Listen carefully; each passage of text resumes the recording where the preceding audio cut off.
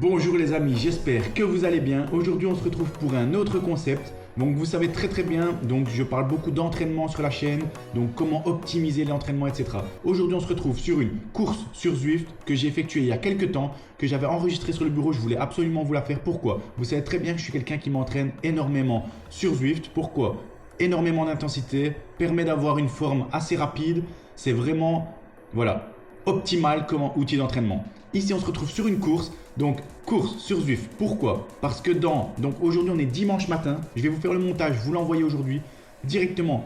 Je vous envoie un test FTP donc mercredi où je vais calculer mes zones, calculer ma PMA, ma FTP.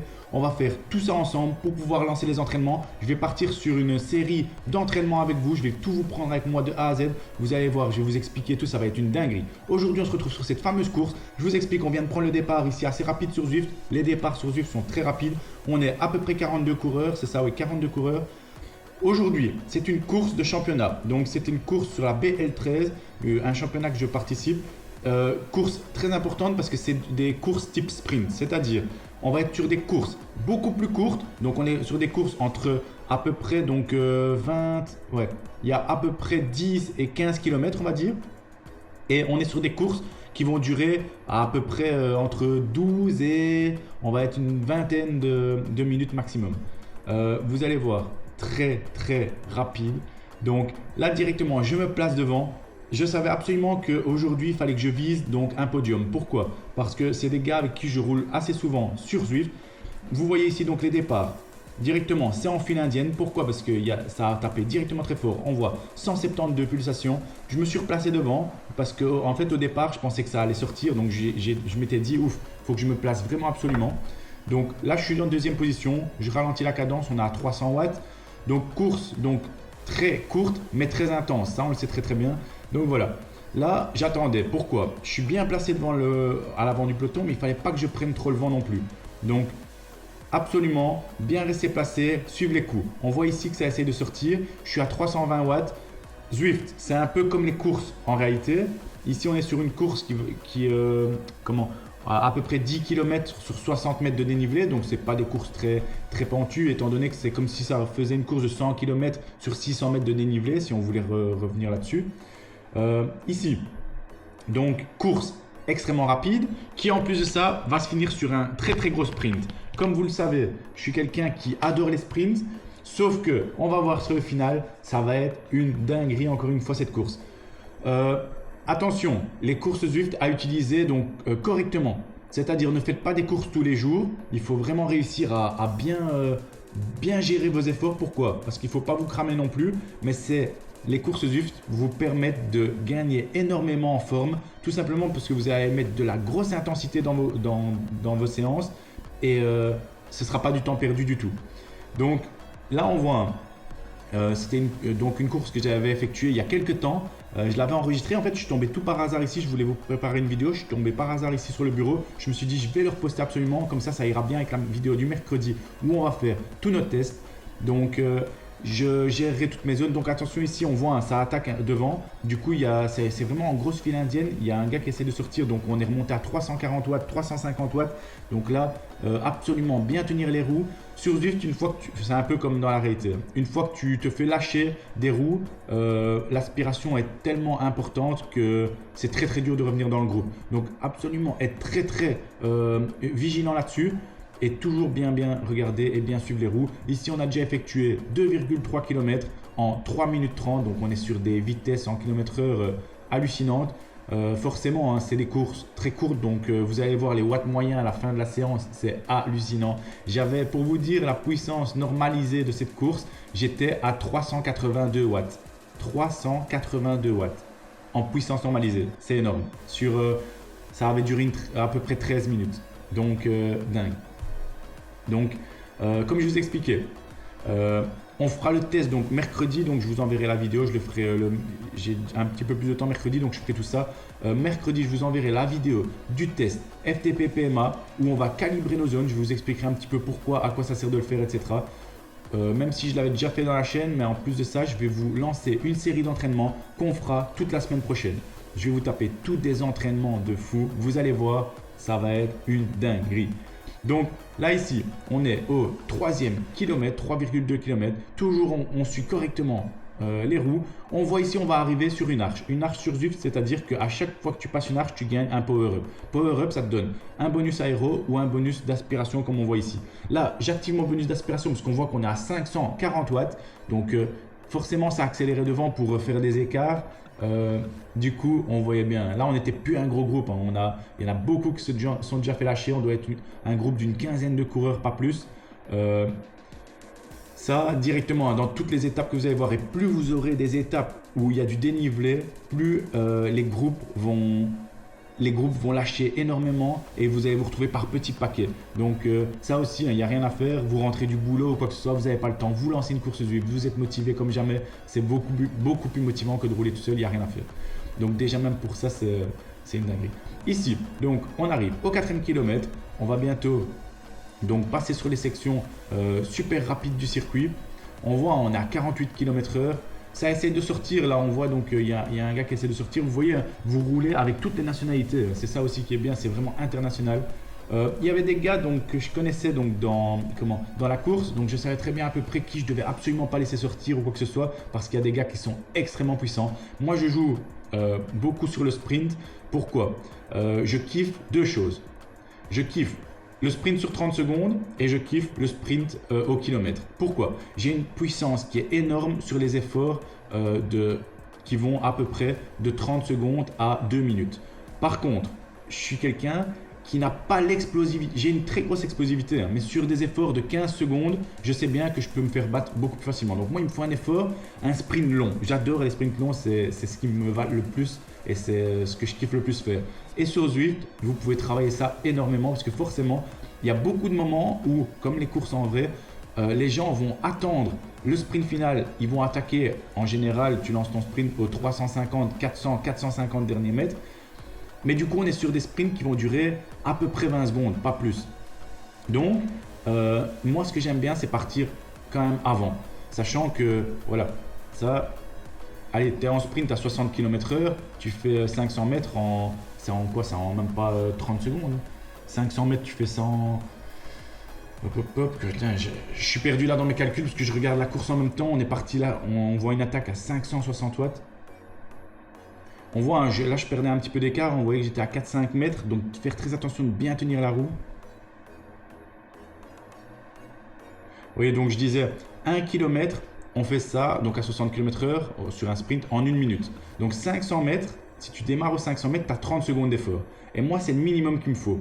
Donc un effort qui va dans ces puissances-là. Donc je sais très très bien qu'il ne faut pas que je lance mon sprint quand il reste 300, 350 mètres. J'aime bien le lancer avant. Mais attention que forcément, quand tu le lances avant, tu peux prendre de surprise, mais tu as aussi le fait que d'office, les gens vont essayer de sauter dans ta roue directement. Donc ça aussi, très important. Là, je viens de regarder. Donc on est un groupe de 12 coureurs. Donc on a déjà fameusement bien écrémé. On voit, hein, ça tire depuis le début. On est encore à 320 watts alors qu'on est dans les roues. Comme vous voyez, hein, vous avez toutes les statistiques. Ça, c'est ce que je kiffe trop aussi sur Zwift. Vous avez toutes les statistiques à l'écran. Donc vous voyez, comme je vous avais montré pour toutes mes courses IRL, hein, mais vous avez vos watts, le cœur, la cadence, les kilomètres, le temps, enfin tout. Vous avez le classement en temps réel. Là, on a fait 6,2 km, 8 minutes de course. Il reste même plus 5 minutes de course. On est à 3,6, 3,7 km de la fin. Donc on voit, c'était une étape donc sur des pavés. Ça, c'est l'avantage aussi sur Zwift, c'est qu'au moins tu sens pas les pavés, tu te fais pas défoncer, tu niques pas ton vélo. Mais voilà. Là, 156 pulsations, donc les efforts étaient encore forts, mais on voyait là, c'était vraiment des efforts type seuil. C'est-à-dire que tu étais à 340, 350 watts, c'est des efforts que je sais tenir sur 1 heure. Mais c'était vraiment du continu. On voyait bien là, il n'y avait pas encore trop vraiment de grosses attaques, mais par contre c'était de l'effort continu. On voit ici on est à 400 watts, c'est en train de faire des petits trous, des petits écarts, donc toujours être bien vigilant. Je regardais toujours à ça, si pas je faisais le petit bond pour revenir sur le groupe pour être sûr, pas se faire prendre. On arrive vraiment vers la fin de la course. Plus on va arriver forcément vers le dernier kilomètre, plus déjà il y a des gars qui vont essayer avant de partir. On voit ici, hein, il y a un gars qui a essayé de sortir devant. Bon, on voit bien, même dans les roues, quand on est à 300 watts, le gars, forcément, il essaie de sortir devant, il doit être à 500 watts, tellement l'aspiration, elle est puissante. Donc, Pareil, hein, ça aussi des fois, quand vous allez voir sur certaines courses qu'il y a des gars qui sont très très forts ou quoi que vous connaissez bien, vous les laissez prendre un petit peu de champ, mais sans qu'ils prennent trop de champ, ils se fatiguent, vous êtes dans les roues et à la fin vous faites l'effort qu'il faut. C'est voilà, c'est des petites techniques. On voit un 450 watts dans les roues, je peux vous dire que regardez, il n'arrive pas à prendre du temps, il est à maximum 2 secondes de nous. Donc là, c'est encore en train de bien se passer. On voit 2,7 km de la fin, donc très attentif, hein, toujours bien rester dans les roues. On est un beau petit groupe, hein, là il reste les 10 meilleurs, donc les 11-12 meilleurs de la course. Voilà, sur tout le championnat, c'est toujours à peu près les mêmes qui sont devant, il n'y a rien à faire. Là, on voit, il y a une grosse attaque qui est en train de se faire. Là, vous voyez les chiffres en rouge sur le côté droit. Donc, grosse attaque qui est en train de se faire. Moi, directement, je rehausse la puissance. On est à 450 watts, 460 watts. Je me pose dans les roues. Je ne fais pas d'effort brusque. Pourquoi? Parce que je me dis, je vais essayer de faire, de continuer à suivre normalement. Sauf que je vois ici, le gars devant moi, il laisse un trou. Sauf que je me dis, je reste tranquille parce qu'il ne faut pas non plus voilà, perdre le fil. Je reste tranquille, je me dis, ils vont me ramener. Sauf que je vois, c'est qu'ils n'arrivent pas à ramener. Là, les deux gars, ils sont en train de péter. Donc, directement, je suis obligé de remettre une grosse puissance. Je suis à peu près 600 watts pour pouvoir revenir sur le groupe. Pourquoi? Parce que si je ne fais pas l'effort maintenant, on voit, hein, et là, ils nous ont déjà pris 2 secondes. Je me dis, merde, il reste 2 km. Je suis déjà en train de devoir faire un effort de fou parce que les deux gars derrière, ils n'ont pas suivi. Je fais l'effort. Heureusement, devant, ça avait coupé aussi. Donc, on arrive à recoller le groupe. Il reste 2 km tout juste. On voit ici, je viens me replacer devant parce que je me suis quand même fait surprendre. Je me suis dit, à faire un effort déjà à ce point-là, je suis à 172 pulsations. Je me dis, bon, ok, ça a attaqué devant. On a rattrapé le premier. Là, on est le groupe pour jouer la gagne. Mais bon, il ne faut pas se faire avoir non plus. On voit que ça laisse quand même des cassures dans le groupe. Donc, c'est qu'il y a des gars qui sont déjà vraiment très, très dans le dur, qui sont quasi à leur maximum. Donc, ça, c'est un truc que je mets dans ma tête et que je réfléchis aussi parce que je me dis, à un moment, à tout moment, ça peut péter. On voit là devant, il y a encore un gars qui essaie d'attaquer. On voit il part tout seul. Pareil, là par contre, je stresse un peu. Je vois qu'il reste 1,5 km. Là, on va voir, je vais revenir me mettre devant. Pourquoi? Parce que je suis un peu en train de stresser. Je sais très bien qu'il est très très fort. Il a déjà gagné plusieurs de courses. Et je me dis, merde, là c'est quand même le gars, c'est pour moi le meilleur qui est sorti. Et le problème, c'est que derrière, je vois que ça roule pas. On est à 158 pulses, 300 watts. Je me dis, bon, ça par contre, c'est pas du tout bon pour moi parce que je vois, même à 300 watts, j'arrive quasi tout devant. Je fais, ouais, non, là, c'est pas bon. Regardez, ça coupe complètement fort. Là, ce que je fais, intelligent, je reviens derrière.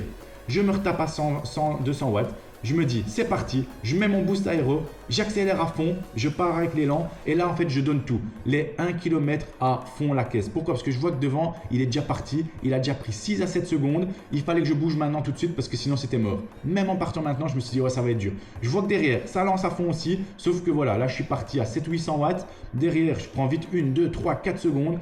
Donc, j'arrive à fond. Donc, je vois, on arrive aux 700 derniers mètres. Je vois que je suis en train de revenir sur le gars devant, mais là, je suis à 180 pulses. Mon maximum, 191, 192 pulsations, 190, 191, 192 pulses. Je me dis, je suis déjà très dans le dur. J'ai pris 4 secondes derrière, je sais que c'est mort. Ça va se jouer entre les deux gars, donc entre lui et moi. J'arrive à fond. Là, on voit que j'arrive à même plus 10 mètres de lui. Je mets un sprint. Je repars encore à 700-800 watts. Pourquoi? Parce que je veux arriver avec l'aspiration et le surprendre. Sauf que je vois que lui aussi, il attaque. Il sprint aussi parce qu'il savait bien que j'allais arriver et essayer de le prendre en puissance. Là, je suis à 850 watts. Le problème, c'est que lui, il est dans ma roue. Là, il a aspiration à fond de balle. Et je me dis, merde, je vais me faire attraper. Sauf que moi, je suis à fond. Là, je suis à 191 pulses. Je donne tout, je donne tout, je donne tout. Il reste 30 mètres, 40 mètres, 20 mètres, 10 mètres. Et hop, j'arrive à finir premier. Tout juste parce qu'on voit, il est arrivé dans ma roue. Je lui prends quoi? Je lui prends 0,8 centièmes que je lui prends. Truc de fou. Course à 343 watts de puissance moyenne. 300, donc on a 383 watts de puissance normalisée. Un truc de fou. Ici, donc on voit en 13 minutes, j'ai fait donc premier de cette course. J'étais super content parce que ça m'a fait énormément de points en plus sur Zwift. On est parti. J'espère que la vidéo vous aura plu. Ici, je vais vous montrer un petit peu les statistiques donc, de la course parce que voilà, c'est quand même important. Vous montrer un petit peu ce qu'il en est passé. Voilà. Il n'y a rien à faire. Hein. Des courses comme ça, vous faites, vous vous mettez dans le dur énormément. Regardez ici, on voit. Hein, donc j'ai fait 52 secondes à 720 watts. 1 minute. Donc on va voir 1 minute ici. Hop, 714 watts sur 1 minute.